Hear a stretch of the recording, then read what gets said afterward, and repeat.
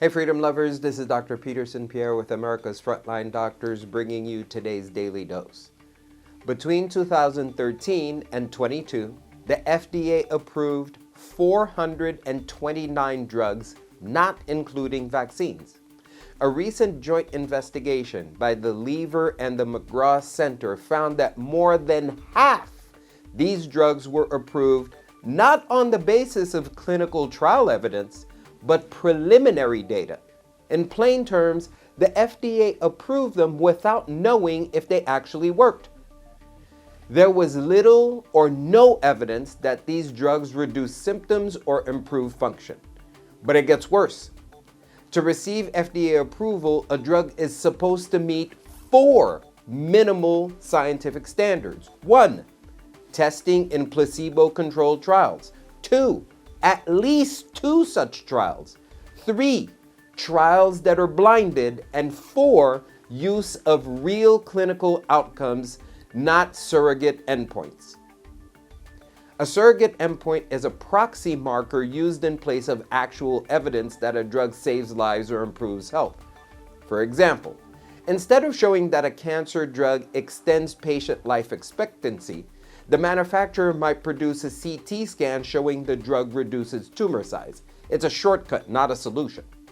The investigation found that 73% of the drugs the FDA approved during that decade failed to meet all 4 of these standards. 55 met just 1. 39 met none.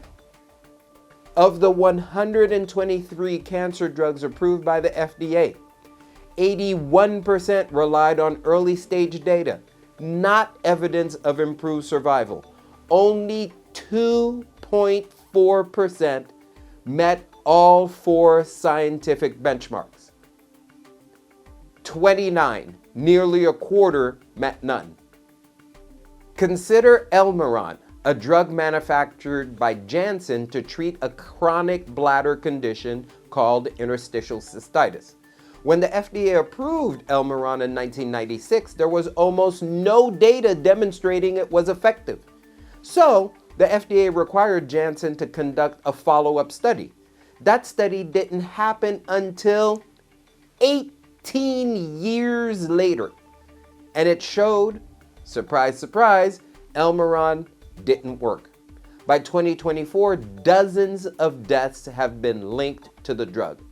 45 patients suffered severe colitis requiring hospitalization. Hundreds lost their vision or went blind.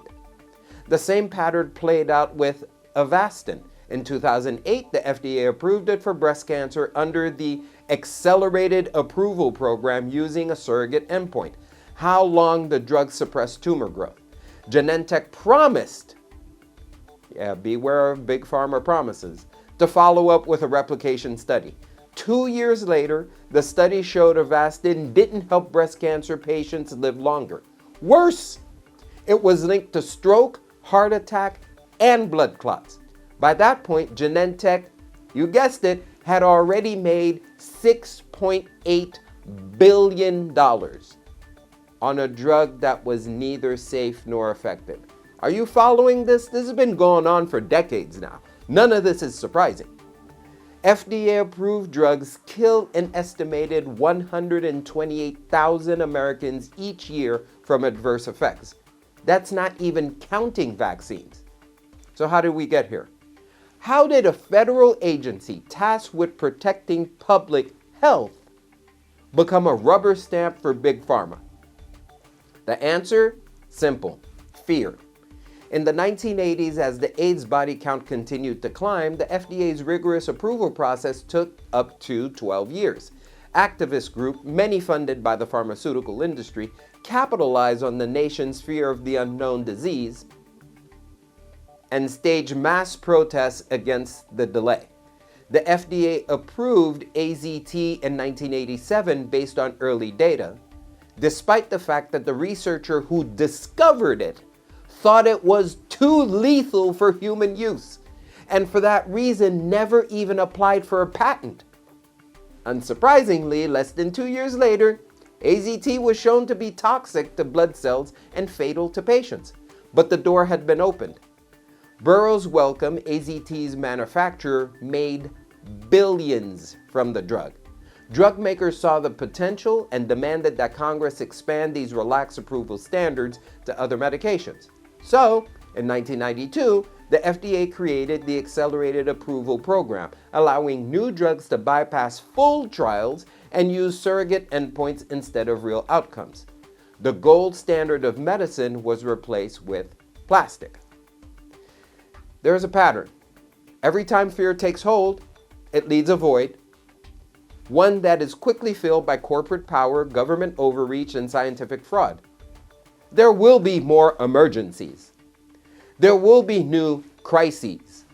The responsibility falls to us not to succumb to fear again.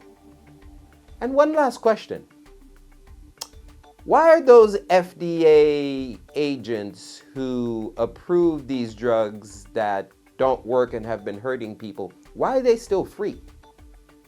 Why are the CEOs of these drug companies still free? Ladies and gentlemen, only the truth will set you free. Stay tuned for the next Daily Dose.